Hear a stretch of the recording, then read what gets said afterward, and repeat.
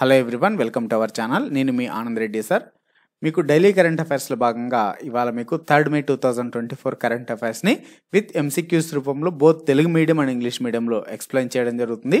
Most important current అఫైర్స్ని daily జరిగేటువంటి current అఫైర్స్ని మీకు ప్రతిరోజు కూడా మీకు మన ఛానల్ అప్డేట్ చేయడం జరుగుతుంటుంది. సో నేను చేసే ప్రతి అప్డేట్ కూడా మీకు మొబైల్లో నోటిఫికేషన్ రూపంలో రావాలి అంటే మన ఛానల్ని తప్పకుండా సబ్స్క్రైబ్ చేసుకోండి. మన ఛానల్ని సపోర్ట్ చేయాలంటే మీరు జస్ట్ సబ్స్క్రైబ్ చేసుకుంటే చాలు, మీరు మన ఛానల్ని సపోర్ట్ చేసినట్టే. అలానే మీకు ఈ కరెంట్ అఫైర్స్ అనేది ఏపీపీఎస్సీ అండ్ టీఎస్పీఎస్సీ ఎగ్జామ్స్తో పాటుగా ఇతర కాంపిటేటివ్ ఎగ్జామ్స్ కూడా చాలా యూస్ఫుల్ అవుతాయి. Don't miss it. First question, India will host the 46th Atlantic treaty consultative meeting and the 26th meeting of the CEP 26. CEP means Committee for Environmental Protection from 20th to 30 May 2004 in which city? So question ఏమని అడుగుతున్నారంటే, మనకు భారతదేశంలో 2024 మే 20 నుంచి 30 వరకు జరిగేటువంటి 46వ Atlantic treaty consultative మీటింగ్కి, అలానే 26వ committee for environmental protection సమావేశానికి ఏ city ఆతిథ్యం ఇవ్వనున్నది అని క్వశ్చన్ అడుగుతున్నారు. సో మనకు బెంగళూరు, న్యూఢిల్లీ, చెన్నై అండ్ కొచ్చి అని ఇచ్చారు. సో ఆన్సర్ అయితే మనకు 4th option is the right answer, Kochi, Kerala.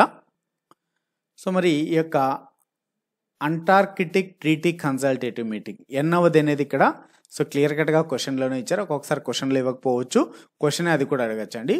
So 46వ Atlantic treaty consultative meeting, Antarctic consultative meeting. అలానే ఇంకొకటి కూడా ఉంది, CEP committee for environmental protection. ఇది వచ్చేసి 26వదండి. సో 26వ మీటింగ్ ఇది. సో ఇది మే 20 నుంచి 30 వరకు ఎక్కడ, కేరళలోని కొచ్చిలో జరగనున్నది. మరి దీన్ని ఆర్గనైజ్ చేసేది ఎవరు అంటే ministry of earth sciences. Ministry of earth sciences with cooperation so ఏ కోఆపరేషన్తో అంటే NCPOR. సో NCPOR అనగా national centre for polar and ocean research. National centre for polar and ocean research. So మరి ఇది గ్లోబల్ డిస్కషన్స్ కోసం ఈ meetings అనేది జరుగుతూ ఉన్నాయి. దేనిపైన అంటే ఎన్విరాన్మెంటల్ కన్జర్వేషన్ పైన, అలానే సైంటిఫిక్ కోఆపరేషన్ పైన. ఎక్కడ, అంటార్కిటికా ఖండంలో. ఇక్కడ ఈ అంటార్కిటికా అనేది మెయిన్ గుర్తుంచుకోవాలి. సో ఈ అంటార్కిటికా ఖండం అనేటువంటిది సో ఎన్నవ ఖండం అంటే పెద్ద ఖండాల్లో సో 4వ అతిపెద్ద ఖండంగా చెప్పుకుంటాం. 4వ అతిపెద్ద ఖండము అంటార్కిటికా ఖండం.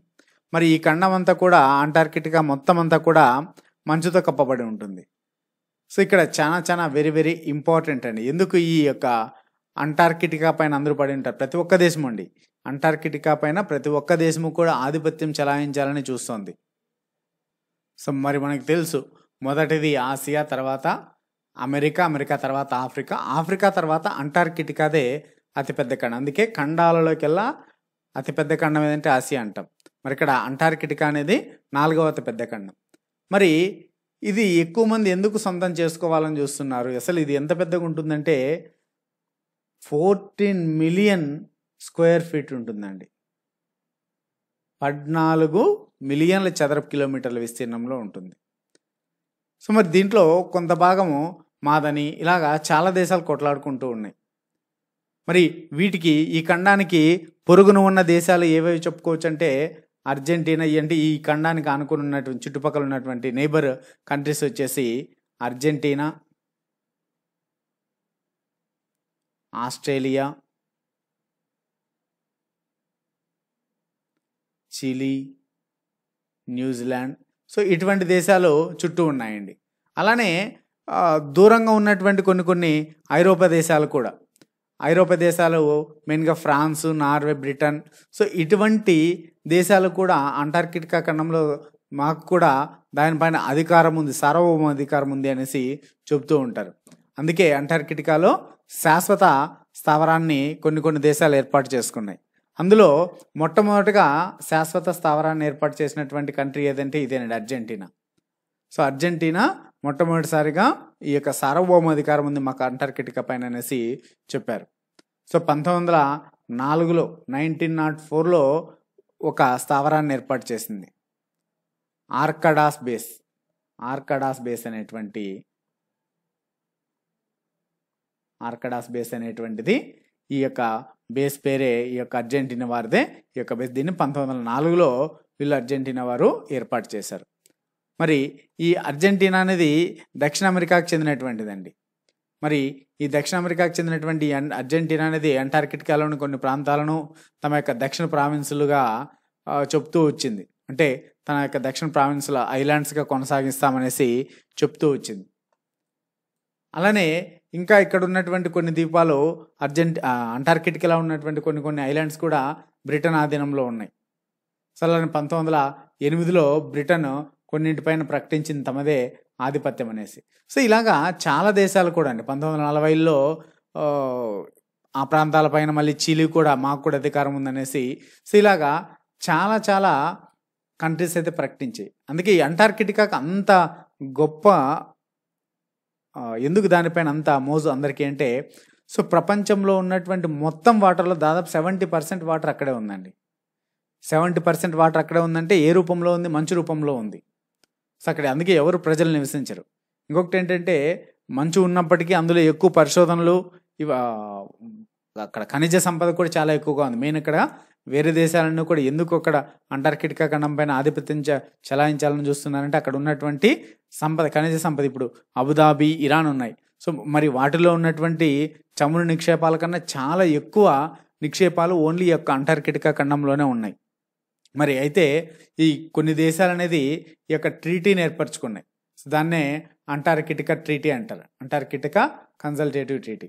సో మరి దీన్ని ఎప్పుడు చేసుకున్నాయి, ఏవేవి చేసుకున్నాయంటే, సో మొట్టమొదటిసారిగా వాషింగ్టన్ డీసీలో 1959లో 12 కంట్రీలు ఈ యొక్క అంటార్కిటికా ట్రీటీ పైన సంతకాలు చేశాయి.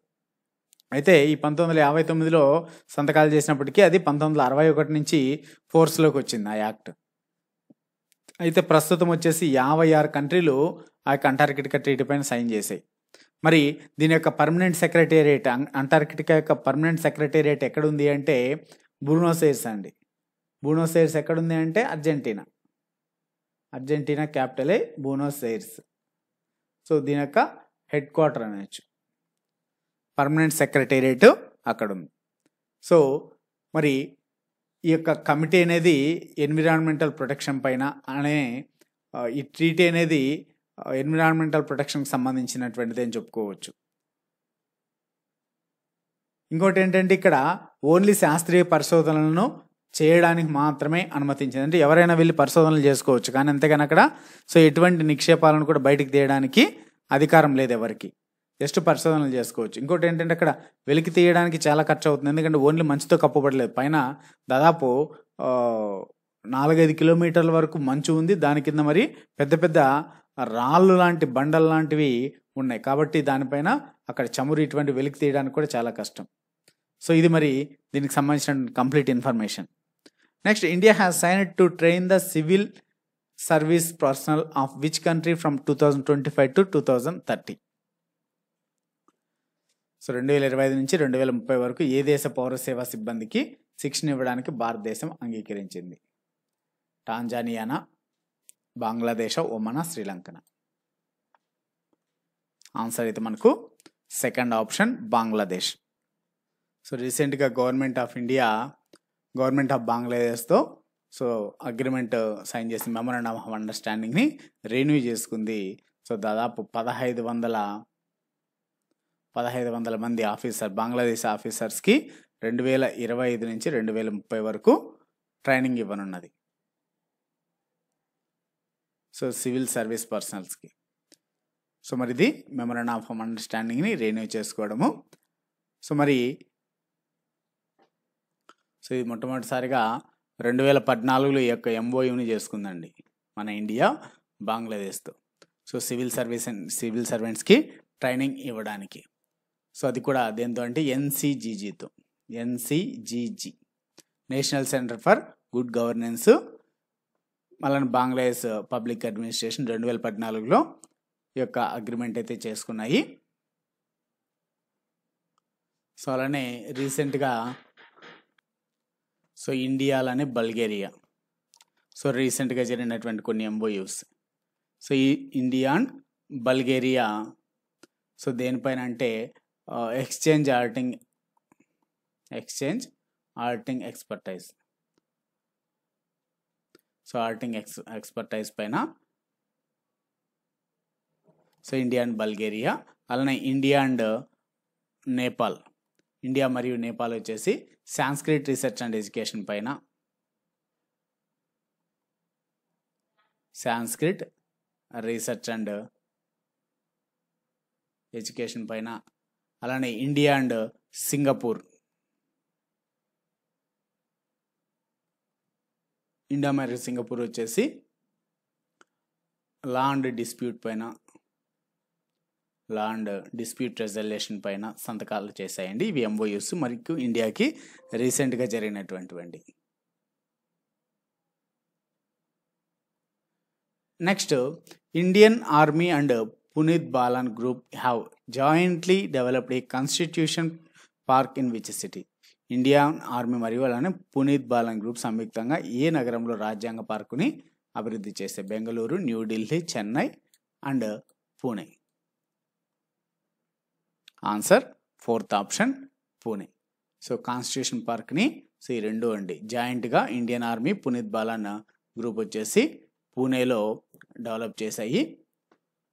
Next question, in April 2024 how much rupees total transactions were done through UPI? April 2024లో యూపీఐ ద్వారా మొత్తం ఎన్ని రూపాయల లావాదేవీలు జరిగాయి అంటున్నారు? 7.64 trillions, 18.64 trillions, 19.64, 21.64 trillions. So answer అయితే మనకు థర్డ్ ఆప్షన్ 19.64 ట్రిలియన్స్ అండి. సో 19.64 ట్రిలియన్స్ జరిగాయి యూపీఐ ట్రాన్సాక్షన్స్ అండి. సో ఈ ఏప్రిల్ 2024లో. మరి ఇది పెరిగాయా తగ్గాయా? సో మరి సో ఓవరాల్గా ఇక్కడ రూపీస్ ట్రాన్సాక్షన్స్ ఎన్ని అంటే 21.64 రూపీస్ ట్రిలియన్ ట్రాన్సాక్షన్స్ జరిగాయి. మరి వాల్యూలో ఎన్ని ట్రాన్సాక్షన్స్ అంటే ఇది వాల్యూ. సో మొత్తం ఎన్ని ట్రాన్సాక్షన్స్ అంటే 3 బిలియన్ ట్రాన్సాక్షన్స్ అండి. ఏప్రిల్లో 3 బిలియన్ ట్రాన్సాక్షన్స్. సో మరి ఓవరాల్గా చూసుకుంటే 13.44 బిలియన్ ట్రాన్సాక్షన్స్ వచ్చేసి మార్చిలో జరిగాయి. మరి ఓవరాల్గా ఇక్కడ సో ఎంత తగ్గింది అంటే సో 19.78 ట్రిలియన్స్ తగ్గాయి. 19.78 ట్రిలియన్స్ తగ్గింది. ఎందుకంటే 3 బిలియన్స్ జరిగినది ఈ ఏప్రిల్లో. సో అదే మార్చిలో వచ్చేసి 19.78 ట్రిలియన్స్ జరిగాయి. సో కాబట్టి డౌన్ అయింది ఈ ఏప్రిల్లో అని చెప్పుకోవచ్చు. సో ఇయర్ ఆన్ ఇయర్ తీసుకుంటే ఓవరాల్గా లాస్ట్ ఇయర్ నుంచి ఇయర్కి 50% ఇయర్ ఆన్ ఇయర్ ఇంక్రీజ్ అయ్యాయి. సో వాల్యూలో వచ్చేసి 40% వాల్యూలో, ట్రాన్సాక్షన్స్ వచ్చేసి 50%, వాల్యూలో 40% ఇయర్ ఆన్ ఇయర్ ఇంక్రీజ్ కావడం జరిగింది. అలానే IMPS transactions, immediate payment services, IMPS transactions 7% తగ్గాయండి. 7% తగ్గాయి. సో ఇది మరి యూపీఐ ట్రాన్సాక్షన్ సంబంధించినటువంటి డేటా. నెక్స్ట్ క్వశ్చన్కి వెళ్దాం. How much lakh crore rupees were GST collections in April 2024? 2024 ఏప్రిల్లో జిఎస్టీ ఎన్ని లక్షల కోట్ల రూపాయలు వసూలు చేసింది? ఇది కూడా very very important. So first option 2.35 లక్షల కోట్లు, 2.1 లక్షల కోట్లు, third option 2.8 lakh crores, fourth option 2.76 lakh crores. So answer అయితే మనకు సెకండ్ ఆప్షన్ 2.10 lakh crores, 2.10 లక్షల కోట్లు.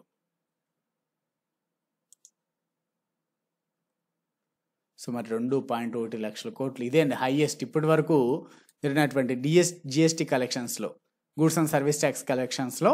సో ఇప్పటి వరకు ఇదే హైయెస్ట్. సో లాస్ట్ హైయెస్ట్ ఎంత అంటే 1.87 lakh crores అండి. సో లాస్ట్ ఎప్పుడు ఇది ఏప్రిల్ 2023లో. ఇదే ఇప్పటి వరకు ఉన్నటువంటి హైయెస్ట్. మరి ఇప్పుడు దాన్ని క్రాస్ చేసింది. సో ఎంత క్రాస్ చేసింది? 2.10 lakh crores.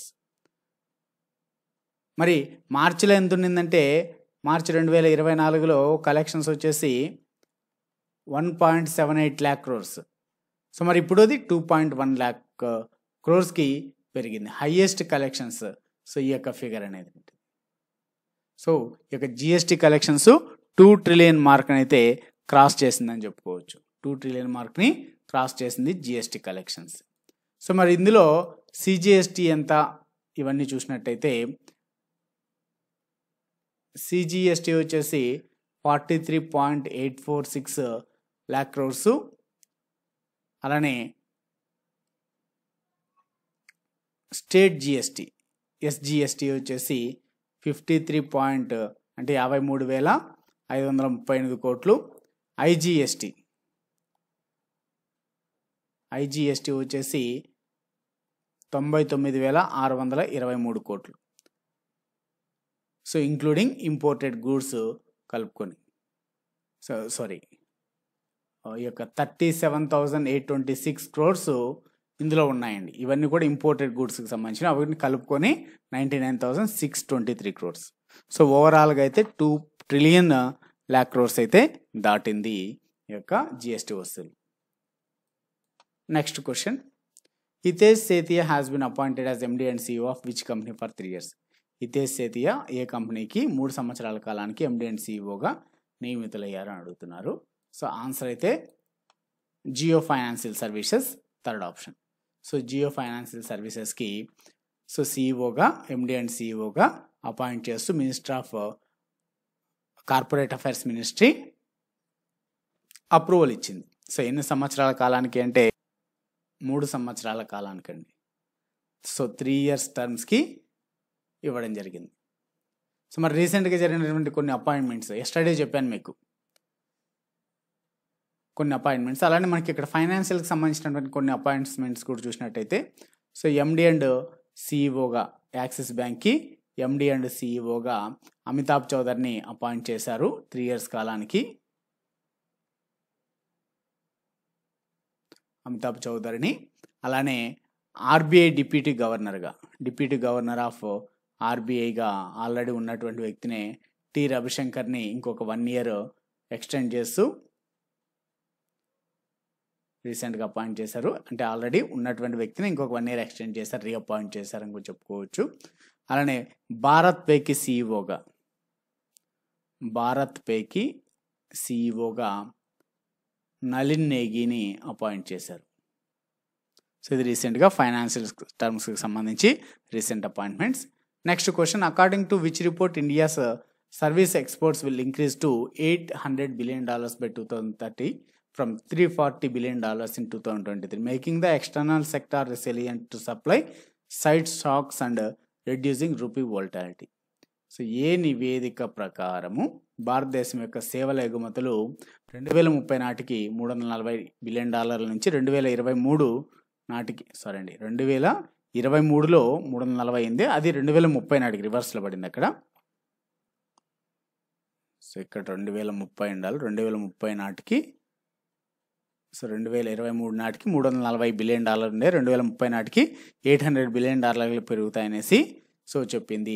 ఏది అంటే అది మోర్గాన్ స్టైన్లీనా, మూడీసా, యుఎన్సిటిఏడినా, గోల్డ్మెన్ సాక్స్ అంటే గోల్డ్మెన్ సాక్స్ అండి. సో గోల్డ్మెన్ సాక్స్ కంపెనీ. సో మరి ఇది చెప్పింది. Next one, which country will launch the Chang'e 6 lunar probe mission on a round trip to the moon? చంద్రుని యొక్క రౌండ్లో చాంగీ 6 చంద్ర ప్రోబ్ మిషన్ను ఏ దేశం ప్రారంభించనుంది? First option Australia, second option Russia, third option Japan, fourth option China. Answer అయితే మనకు China. So very very very very most important అండి. సో మన ఇండియా కూడా చంద్రయాన్ 3ని ఆల్రెడీ చంద్రుని యొక్క దక్షిణ ధ్రువం పైన పంపింది. సో ఇక్కడ వచ్చేసి ఈ చాంగే 6 అనేటువంటిది, సో ఇది కూడా లూనార్ ప్రోబే. సో దీని యొక్క మెయిన్ ఎయిమ్ ఏంటి అంటే చంద్రుని యొక్క సాయిల్ని అలానే రాక్స్, అక్కడ ఉన్నటువంటి రాళ్ళ శాంపుల్స్ని, అది కూడా మూన్ యొక్క చివరి ప్రాంతాల్లో చుట్టూ ఉన్నటువంటి చివరి ప్రాంతం, యాక్చువల్గా ఆ ప్లేస్ అనేది అర్త్ మీదకి కనిపించదండి. అర్త్ మీదకి కనిపించినటువంటి ప్రాంతంలోకి వెళ్ళి అక్కడ ఉన్నటువంటి మట్టిని అలానే అక్కడ ఉన్నటువంటి రాళ్ళను సేకరించడానికి ఈ యొక్క చాంగీ లూనార్ ప్రోబ్ మిషన్ని పంపించనున్నది చైనా కంట్రీ.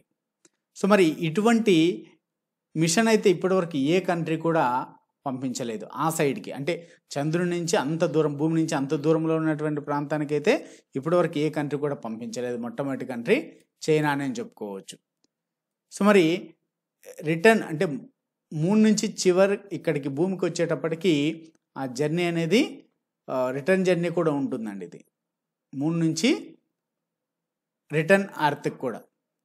సో అంత దూరం నుంచి మళ్ళీ రిటర్న్ రావాలి భూమి వైపుకి కూడా.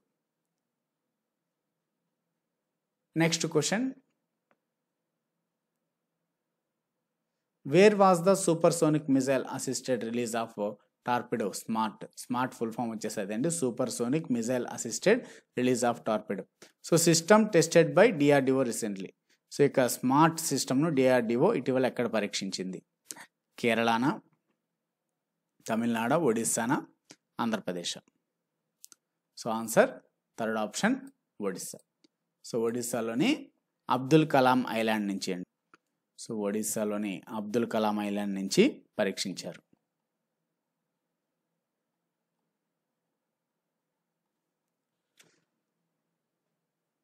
సో డిఆర్డిఓ దీన్ని అభివృద్ధి చేసింది. మరి దీనికి సంబంధించి దీని యొక్క ఎంత దూరం ట్రావెల్ చేయగలదు అంటే సో 643 కిలోమీటర్లు ట్రావెల్ చేయగలదు ఇదండి. లాంగ్ రేంజ్ సూపర్సోనిక్ మిజైల్ ఇది. సో ఇది long range supersonic missile. So మరి దీనికి యాంటీ సబ్మరైన్ వార్ఫేర్ క్యాపబిలిటీ కూడా ఉంది. యాంటీ సబ్మరైన్ వార్ఫేర్ క్యాపబిలిటీ కూడా ఉన్నటువంటిది ఇది. మరి దీన్ని ఎవరికి అప్పగించారంటే ఇండియన్ నేవీకి ఇచ్చారండి. ఇండియన్ నేవీ కోసం దీన్ని పరీక్షించడం జరిగింది. సో మరి ఇది 50 కేజీల వరకు వార్ హెడ్స్ని మోసుకొని పోగలదు. 50 కేజీల వార్ హెడ్స్ని మోసుకొని పోగలదు. సో ఇది హెవీ వెయిట్ వచ్చేసి 643 కిలోమీటర్స్ వరకు తీసుకొని వెళ్ళగలదు. Supersonic long range supersonic missile ఇది. So it carries the 50 kgs of warheads or payloads. Next, which country has launched sea trials for the Fujian, its third and most advanced aircraft carrier? So 3వ మరియు అత్యంత అధునాతన విమానవాహక నౌక అయిన Fusion కోసం సముద్ర ట్రయల్స్ను ప్రారంభించిన దేశం? First option Australia, second option Russia, third option Japan, fourth option China. Answer అయితే మనకు చైనా. సో చైనా యొక్క సముద్రం పైన ఇటీవల సీ ట్రయల్స్ అనేది చేయడం జరిగింది. సో ఫ్యూజియన్ అనేటువంటి ఈ యొక్క ఎయిర్ క్రాఫ్ట్ క్యారియర్ని. సో యాక్చువల్లీ ఫ్యూజియన్ అనేది ఇక్కడ థర్డ్ అండి ఇది. సో ఇప్పుడు చేయబోయేటువంటిది సో 3వ టెస్ట్ ఆల్రెడీ. సో మొట్టమొదటిది వచ్చేసి జూన్ 2022లోనే టెస్ట్ చేశారు. మరి దాదాపు 2 సంవత్సరాల తర్వాత మళ్ళీ ఈ యొక్క టెస్ట్ని చేయడం జరుగుతుంది. సో ఆల్రెడీ ఇంతవరకు అయితే ఇప్పటి వరకు ఈ టైప్ ఆఫ్ ఎయిర్ క్రాఫ్ట్ క్యారియర్స్ని ఎప్పుడు తయారు చేయలేదండి. సో 2019లో ఒకటి, 1998లో ఉక్రెయిన్ నుంచి, సో చైనా కొనుక్కున్నదండి. షాండాంగ్ అనేటువంటిది. సో ఉక్రెయిన్ నుంచి కొనుక్కునే. బట్ ఇక్కడైతే ఇప్పుడు ఈ యొక్క ఫ్యూజియన్ అనేటువంటిది కంప్లీట్గా ఆ దేశ సొంత పరిజ్ఞానంతో డెవలప్ చేస్తున్నటువంటిది. సో ఏ వేరే దేశం పైన ఆధారపడినటువంటిది. సో మరి ఈ ఫ్యూజియన్ అనేటువంటిది ఏంటంటే చైనాలోని వన్ ఆఫ్ ది ప్రావిన్స్, అదే పేరే దీనికి పెట్టారండి. మరి చైనా క్యాపిటల్ మనకు తెలుసు. చైనా క్యాపిటల్ ఏంటి అంటే బీజింగ్. మరి చైనా కరెన్సీ వచ్చేసి yuan. China president Xi Jinping.